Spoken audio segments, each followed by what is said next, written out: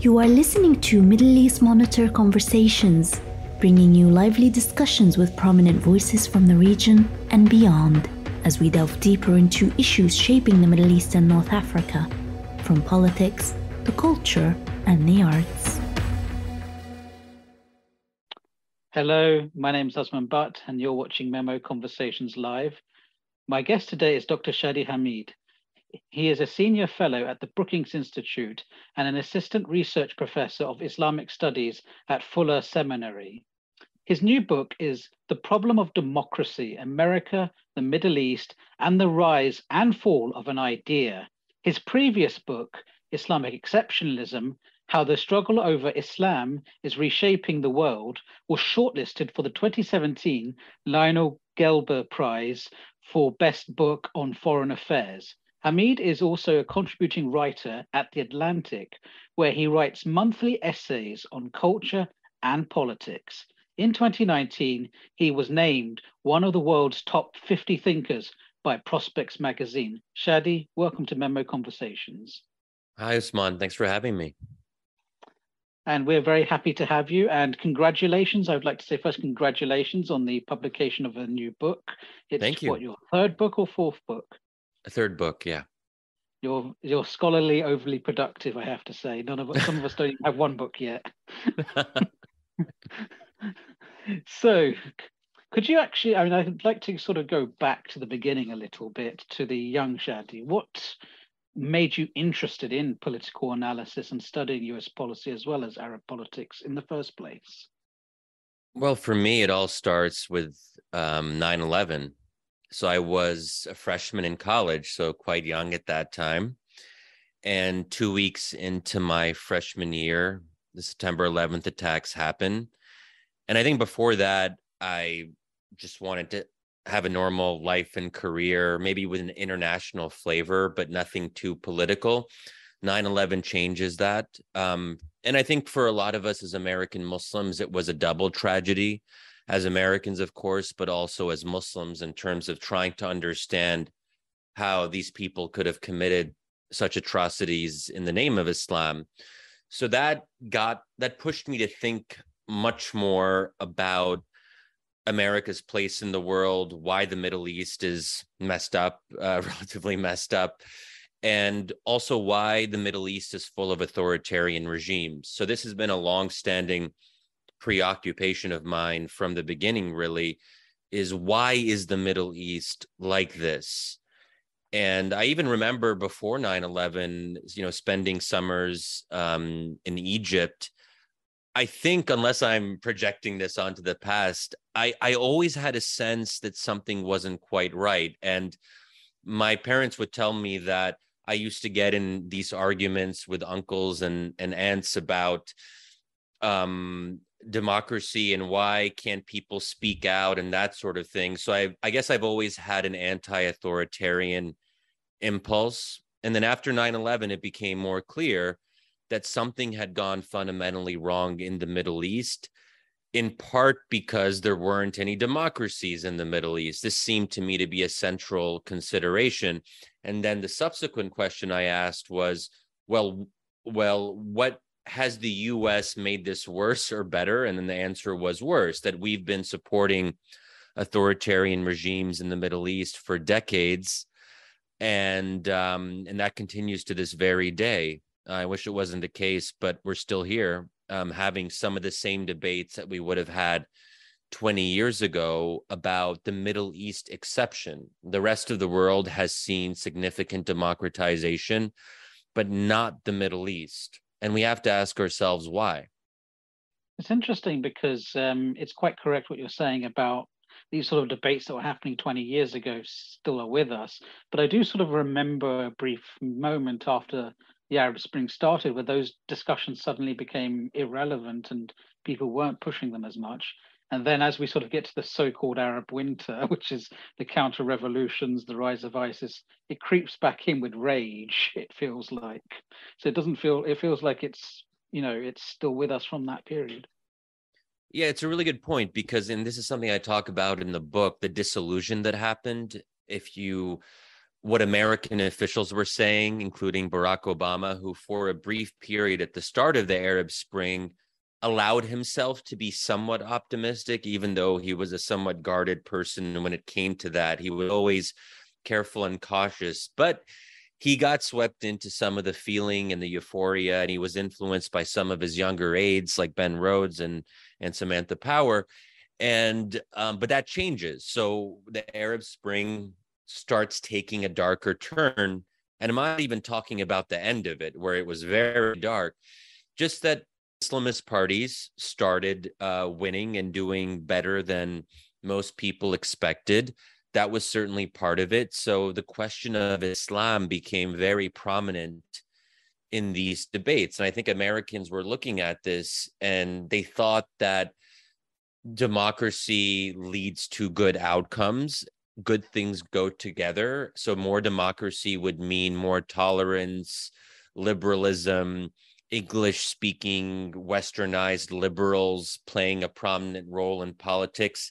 Those things didn't happen in Egypt. Something quite different happened, which was not just the Brotherhood doing good in elections, which was expected, but better than expected at elections. And not only that, ultra-conservative Salafi parties did surprisingly well too. In the first parliamentary elections in Egypt after the Arab Spring started, the Salafi Noor party won 27% of the popular vote.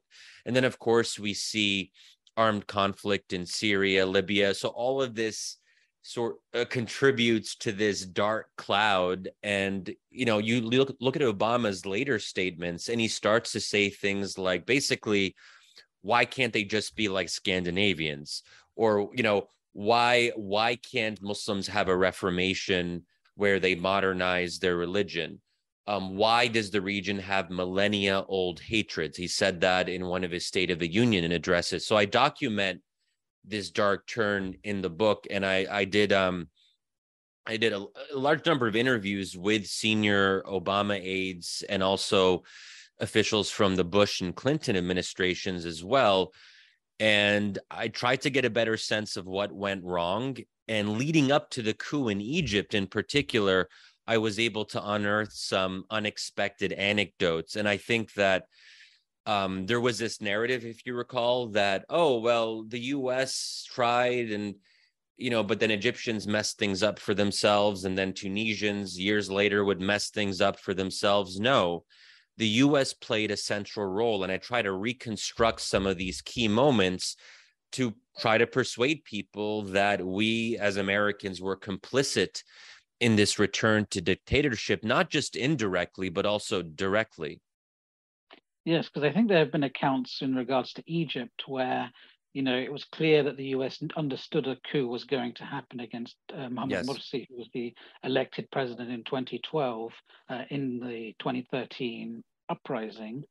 And it was clear that, you know, especially the older members of the Obama administration, the so-called old hands, were sort of saw the benefit of the military coming back in as someone they knew how to deal with.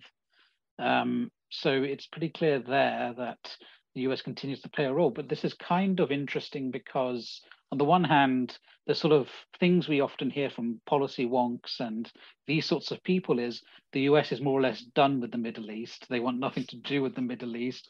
The Middle East is so yesterday, we're over you. We've got a new crush, that's China. But still the US is playing all of this role, right? So what's gone, why is there such a divergence between the two? You're right. The sentiment here in Washington, D.C., where I am right now, is people don't want to talk too much about the Middle East. It is, as you say, old news. But I think that's a big mistake. I think one thing we've learned time and time again is that what happens in the Middle East doesn't stay in the Middle East. But I think there's a bigger issue. And even though I'm part of this policy wonky scene, I'm just so frustrated with US policy. I guess I'm also just angry. It shouldn't have been like this. None of this was foreordained. And I think, you know, you look at Biden's trip to Saudi Arabia over the summer, and we keep on indulging these autocrats. So the question then is, do we try to kind of tinker around the margins and improve U.S. policy bit by bit? I think that's a non-starter, because I think the foundations of U.S. policy in the Middle East over decades, that edifice is faulty in its most basic premises. So I think we got to stop with this half measures, or let's condition like $75 million of military aid to Egypt when that's only a very small portion of the 1.3 billion. Either we get serious about this or we get out of the game and stop pretending. And I think I've reached this point where I think that there is something rotten. And this probably won't be a surprise to many viewers who have probably thought this for a long time. I've thought that, but I've resisted the implications of it. And I thought that it was better for those of us who are American citizens who work in policy to try to push. But I don't think pushing is going to make much of a difference when the whole outlook is flawed. And we can talk about some of the reasons behind that. I think one of the reasons is, it has to do with Israel's role in the region. And I've shifted my view on that as well. But yeah, I'm frustrated, I guess.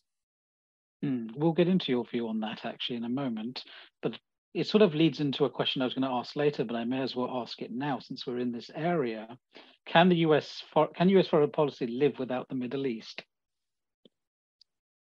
Well, no, because, even if we did want to live without the Middle East, we wouldn't be able to simply by virtue of the intertwined relationships we have with Arab militaries. So even now, as the Biden administration tries to ignore the Middle East as much as possible, the status quo persists. And that status quo is one where we provide authoritarian allies with tens of billions of dollars of support, weapon sales, through our voting rights in the IMF and the World Bank, tens of billions of dollars of loans if you take the region as a whole. So there's such an intense involvement in the kinds of subsidies we give to these regimes. And in effect, we're stabilizing these regimes. We're providing them a security umbrella. So whether people are paying attention to the Middle East or not, we're still very much involved on a day-to-day basis. Americans might not realize that, and I think it's important for them to be aware of this. And, we are parties to these regimes staying in power and becoming increasingly repressive. Look at Saudi Arabia. It's not as if Saudi Arabia has stayed at a constant level of repression. It's become more repressive over time. The UAE has become more repressive over time. The list goes on. And this is where I think the title of the book becomes relevant, The Problem of Democracy. What is the problem of democracy? It's that we want democracy in theory, but we're not comfortable with the outcomes of democracy in practice. And part of that has to do with Islamist parties doing well. But even if Islamist parties didn't do as well, let's say you had nationalist parties or leftist parties that occasionally won elections, they'd also be quite anti-Israel. And that gets us to the Israel question. And the U.S. Will be involved as it relates to Israel for the foreseeable future. And that's why whenever there's a conflict in Gaza or the West Bank, it always erupts and becomes a dominant issue because it does relate to our security arrangements with Israel. And so we can't not talk about that. Yes. And I want to sort of get into the book a little bit further, because you're sort of talking about a concept which is slightly different from the sort of democracy promotion we're used to with things like the Bush freedom agenda and so on. You talk about something called democratic minimalism, and you sort of bring this in as a theoretical framework, which is essentially democracy without liberalism, or liberalism light, as I jokingly like to call it. But I'm wondering if you could perhaps tell us a little bit more about this concept. Yeah, sure. So this is the alternative approach that I try to lay out in the book, democratic minimalism, which I suppose that that phrase suggests what it might be about, that I want to, in a sense, lower our ambitions. When we talk about the democratic idea, we tend to project such a burden on it that democracy is supposed to be this panacea. It's supposed to lead to all these other good things that we want or that we hold dear. And democracy can't carry that burden. And we're seeing not just in the Middle East, but everywhere, that democracy is producing quote unquote bad outcomes. Now, the question then is, do we come to terms with those bad outcomes, or do we resist that reality? And for me, the answer is the former. We have to accept this as the new democratic normal, because at some basic level, democracy is about the right to make the wrong choice.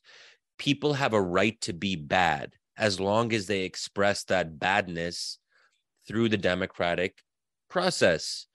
And I think that right needs to be protected. So part of what I do with the minimalist conception of democracy is I try to decouple small d democracy from small l liberalism. So when we talk about democracy, we're talking about expressing the preferences of voters through regular elections. We're talking about rotation of power between different parties. We're talking about responsiveness to the electorate, where liberalism, and here we're talking about the classical liberal tradition, prioritizes more individual freedoms, personal autonomy, gender equality, minority rights, the supremacy of reason over revelation, of the individual over the collective, a restricted role for religion in public life. And we as Americans, and also in Europe, I think there was a sense that these things went together, and they did for a long time in the 20th century, but now they are diverging. And that forces us to ask ourselves some tough questions about, when these two concepts are in tension, which one do we prioritize? And I'm very much of the view that when they are in tension, we should prioritize small d democracy over small l liberalism. Why? Because it's very hard to force people to be liberals if they don't want to. And especially in religiously conservative societies in the Middle East, it's a non-starter. Liberalism just isn't something a lot of people are calling for. And it's worth noting that a growing number of Americans, Italians, Swedes, the list goes on, are also questioning classical liberalism and moving in a post-liberal or illiberal direction. So I think we have to come to terms with that and realize that democracy will not lead to these other things that good liberals want it to lead to. And they have to accept that. And I say this too, as I consider myself a classical liberal who's critical of what liberalism has become. In that sense, I'm very much a product of my own circumstances, someone born and raised in America. Those values have been inculcated in me, but I also see their profound weaknesses.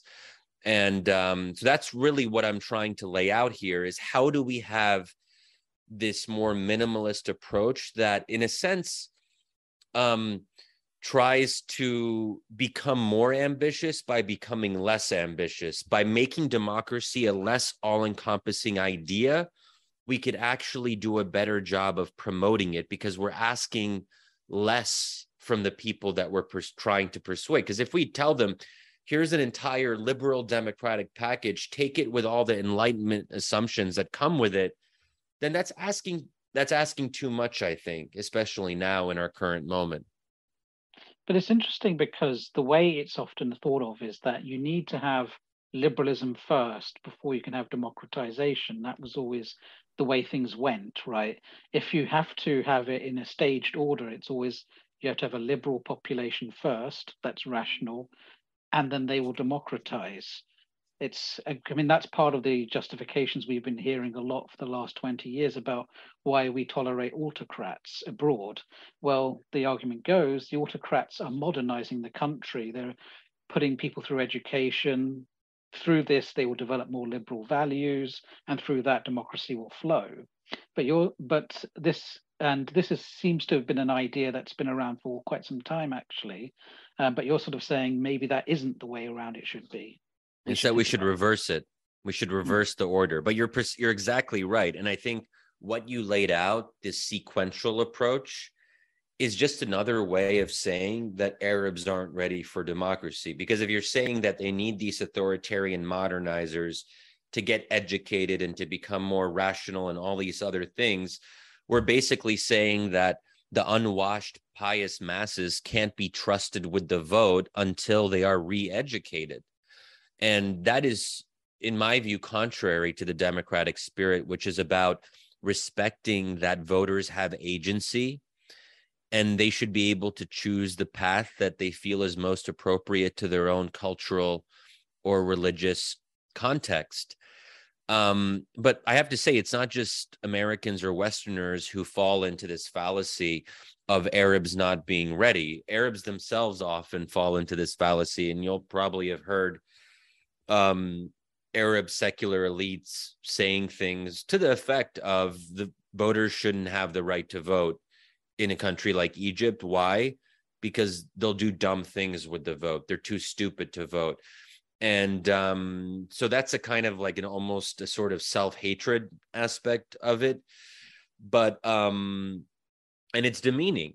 So I think that, and it also, I should say, it hasn't worked, because we've had these so-called authoritarian modernizers, and we've been waiting for generations now. People have been making this argument since the 60s and 70s. You know, it's like 60 years later, guys. I mean, if the sequencing takes this long, then it's a non-starter, because if people can't experience the sequencing in their own lives, then what's the point? And dictators themselves always make this argument. Hosni Mubarak in Egypt used to make this argument. He would say, yes, we'll have democracy sometime in the future, but we just have to make sure we're ready. There's some steps we have to take, and we got to be very careful, we as Western audiences in the US or Europe, to not fall for this kind of discourse, which is just another way of justifying permanent autocracy. And we should also know that authoritarian regimes never give up power. They can pretend that they're interested in democracy like 50 years from now, but they're not actually interested in giving up power. Yeah, it's interesting because obviously this argument we've been hearing since the 60s and 70s, it's actually a little bit older, because you can find similar arguments made in the 18th century by French Enlightenment intellectuals defending Russian Tsardom, for example, a very similar kind of argument. But, you know, when we're thinking about liberalism, for example, I mean, I think one of the key differences maybe between now with liberalism and liberalism of the past, or when I say now, I mean post-Cold War, is that it seems to me that in the past, the idea of liberalism was that this is something you have to do, this is something you have to strive for. Whereas since the 90s, it's felt like liberalism is just something inevitable that's going to come to you. And I think there's a distinction maybe that's happened within liberalism. It's the idea of the inevitability.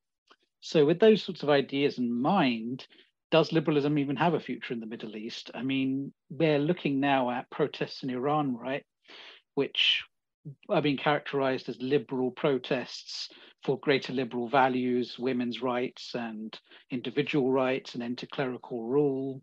So is it the case that the Middle East is impervious, is not capable of producing liberalism?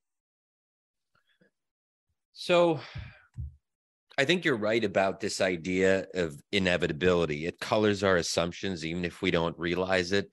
It's also part of the way we've been taught to view history, I think, in the Western educational system, that there's a perpetual story of progress. And what's so powerful about this idea is that we don't always realize that that's what the idea is. It's almost in the air that we breathe. And I think we have to become very conscious to these assumptions. And some of it has to do with assumptions about how religions change over time.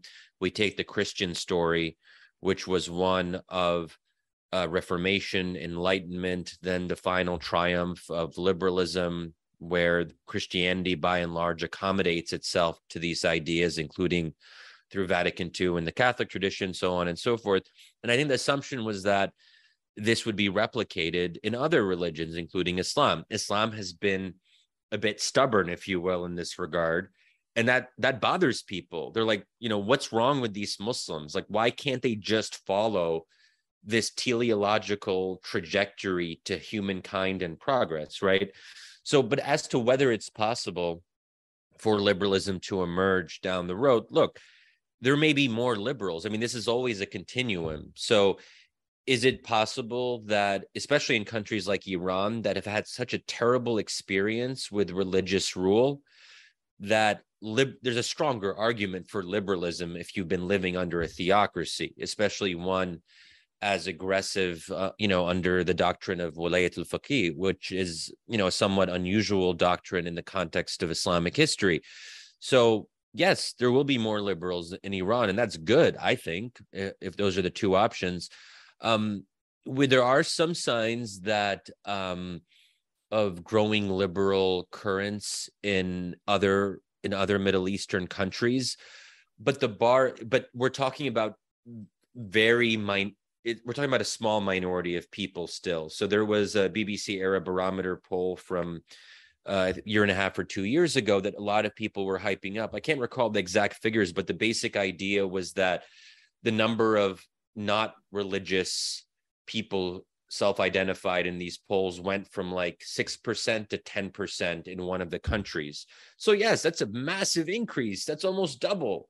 But in the broader scheme of these religiously conservative societies, we're still talking about 5 to 15% at best. And we should also say for folks who understand Arabic, there's a polling problem here because, when you say not religious in Arabic, and mish mutadayin, that doesn't mean that you don't believe in Islam. It just means that you're not particularly practicing or observant. Maybe you want to become more practicing down the road. So there's, I think, all these issues of translation that are lost when people try to take these Western categories and superimpose them on the Middle East.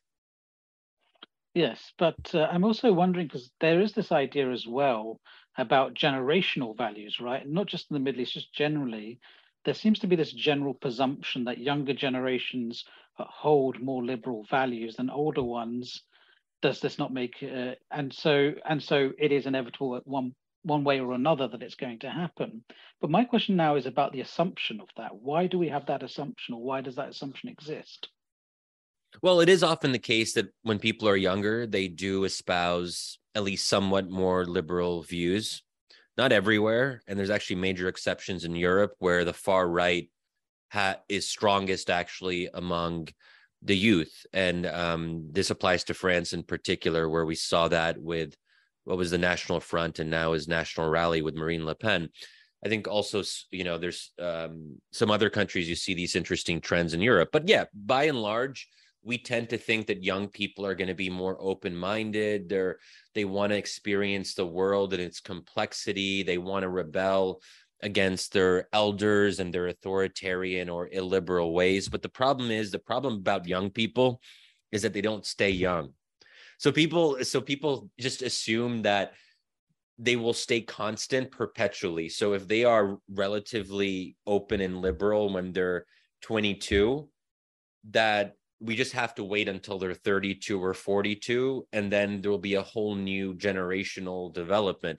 But there's actually been some interesting academic studies, and it'd probably be intuitive to a lot of people, that having kids is a major predictor of becoming less liberal or less into this idea of anything goes. And understandably so, when you have kids, you need some order. You want to think about the family structure and so forth. So, and that's why some people tend to become a bit more reactionary as they get older. Actually, I think Britain has a bit of a tradition in this regard. I think, I'm thinking here about, Eric Clapton, Morrissey, Van Morrison, Kingsley Amis.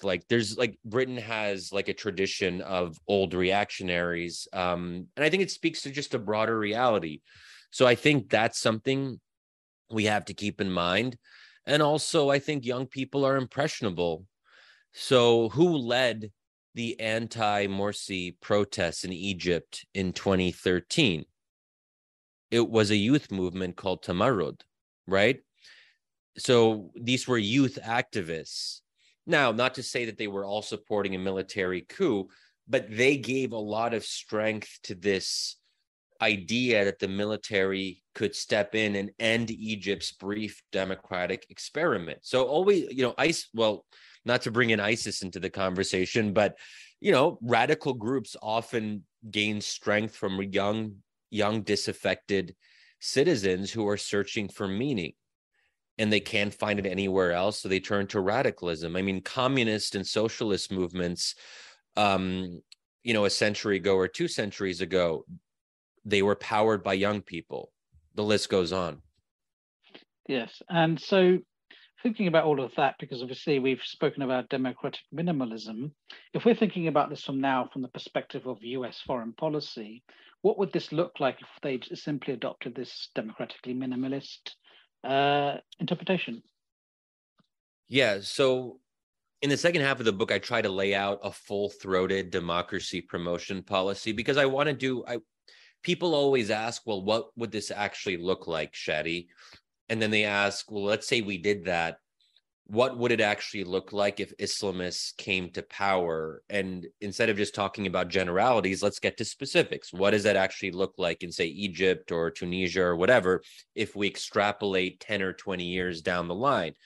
So I try to think as systematically as possible to detail that, because I think it is worth knowing what we might be getting ourselves into, because it's not all roses. And I'm someone who believes in sort of an inherent darkness of human nature. So I think if you have too much of one good thing, you got to pay a price somewhere else. I mean, you can't have it both ways. So if you have more democracy, you're going to have more of something else you don't like, and you have to live with that eternal tension, if you will. So I try to be very frank about those trade-offs. It will harm U.S. interests in the short term. There will be things that democratically elected governments do and say that really piss us off and actually are perceived as hurting America. But I believe that the U.S. is strong enough and powerful enough to absorb those costs in the short run in the interests of its long-term position in the Middle East and more broadly. So for me, there's 2 parts of the argument: a moral argument, but also a strategic and interest-based argument. Because let's be honest, morality doesn't get you very far when you're talking about governmental policy. People need to actually hear an argument that goes beyond that, because the US is not a human rights organization. It's a country that actually has interests. It has a military, and it's not just trying to help people, So, but I think in the long run, more democratic governments in the Middle East, but also more broadly, will be in America's benefit. Why? One of the reasons is quite simple. Authoritarian regimes don't last forever. They seem stable in the moment until they're not, and then it's too late. And the Arab Spring should have taught us that, because we saw that these regimes, that analysts and officials were saying right up to the Arab Spring's beginning, they were saying, we believe the Egyptian regime is stable, or we believe Tunisia is probably the most stable of them all. No one was thinking that a revolution might happen there. But then in the matter of weeks, it all changed. But we forget that lesson at our own peril. So that's a big part of it. And there's a part about capability.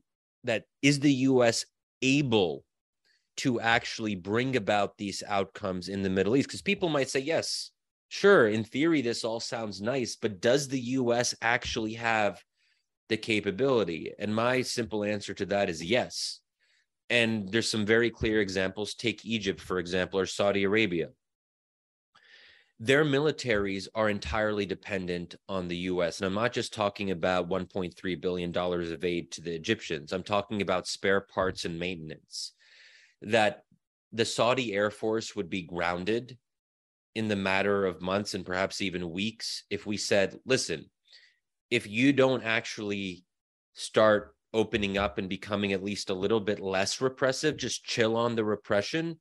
If you don't, we're going to withhold these military provisions. Then that would actually remove Saudi Arabia's security umbrella, the one that we provide. So we do have leverage. There are these hinge points that are absolutely necessary for these regimes. They need us more than we need them. But we don't act like that. We act like we're the junior partner in the relationship. I go back to Biden's trip to Saudi Arabia in July, where he's basically prostrating himself before MBS. And just think about the optics. If you're an alien who only saw that meeting, you'd probably think that MBS was the leader of the world's great superpower, and that Biden was this part from a backwater country that only had oil and was going to kind of just get MBS's support on something. So I think that at some basic level, I don't mean to sound too neocon here, too rah-rah American, but at some level, to promote democracy abroad, we have to believe in ourselves, and we should stop pretending that we're anything other than a superpower. And that means telling the Saudis, listen, if you want to mess with us, if you want to test our patience, if you want to decrease the oil supply after Biden went to shake your hand, that is a profound sign of disrespect. And you know what? You're going to have to pay the price if you want to, if you're going to return the favor, so to speak, in that way. There will be consequences. But it's not just about oil, and it shouldn't even primarily be about that. I'm just saying that insofar as even when we play nice with the Saudis on things like oil that we supposedly care about a lot, it doesn't even help on that. So what's the point of these relationships? They're not even help. They undermine our values and our morals and our sense of what is right and true and dignified about being human. But they don't even help promote American interests, even in the short run, on something as important as the confrontation with Russia and China now, and oil prices and how that fits in. So, last question. So what do you think is going to be the future direction of Middle Eastern politics? Where do you see it going? It's a disaster waiting to happen. I mean, just think about Egypt.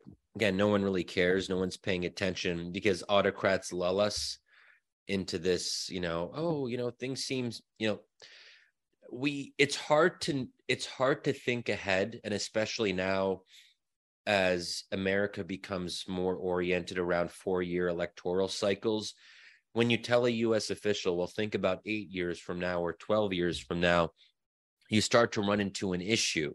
Because I think they are right. I don't think Egypt is going to collapse in 4 years or even 8. I think it's more likely to be 10 to 15. But God knows in the end, right?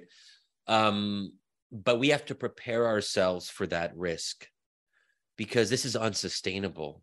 I mean, Sisi's going around and he's like making a new capital with all these like palaces and like humongous structures because he's in love with himself and his own legacy.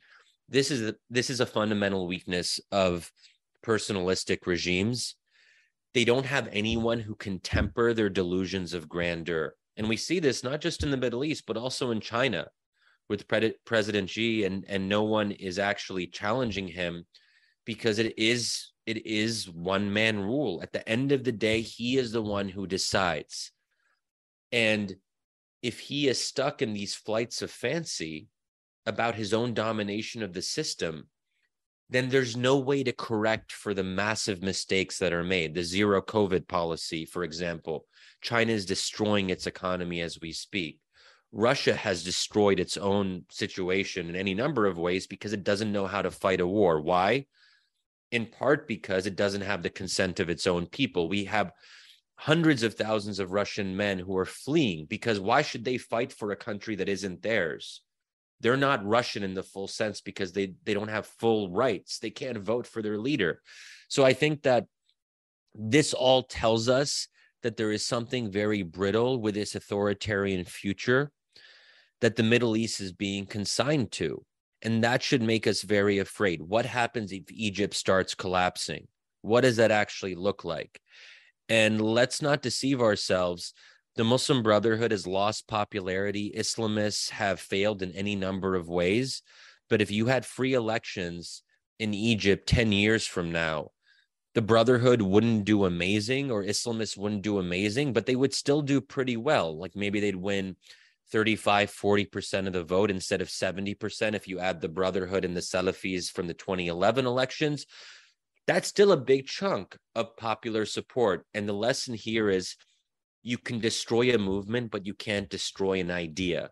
And the Islamist idea, whether we like it or not, whether we think it's terrible for the region, it still will enjoy popular support. And we're going to have the same debate. If there's an Arab Spring 10 years from now, we're going to go through the same process of debating Islam and democracy, Islamists coming to power through free elections. We've been doing this since Algeria in 1992, Hamas in 2006. It's the same debate. So the question is, are we ready to seriously resolve this democratic dilemma? What I call the Islamist dilemma, and what is oftentimes specifically Islamist dilemma. I think it's time to actually come up with a resolution so we don't keep on doing this. I think an interesting question would also be, are the Islamists going to be ready next time? They never seem ready when they go for the election and then they unexpectedly win. Well, part of the problem is it's hard to be ready to govern a country as unwieldy as Egypt. So we raise expectations so high and we say that, oh, Islamists, before they take power, they should study governance and go through all of this learning process, something we never say for any party. No one's ever like, oh, the secularists, they really need to learn before they govern. So there's a kind of double standard here, which is, and look, parties are allowed to be incompetent and mess things up. God knows. I don't want to put you on the spot, Osman, but, Liz Truss is an example of like utter incompetence. Would anyone say that because she's so incompetent, the Tories shouldn't actually have the right to govern, or they should go through some remedial training to learn how to govern in a minimally competent fashion? I'm sure some people would appreciate that, but that wouldn't be democratic. There are definitely people who are arguing for that now. So Shadi, thank you for talking to us at Memo Conversation Live. And to our guests, thank you for tuning in. Please do tune in next time for another Memo Conversations. Thanks for having me. My pleasure. This was Middle East Monitor Conversations, brought to you by the Middle East Monitor in London.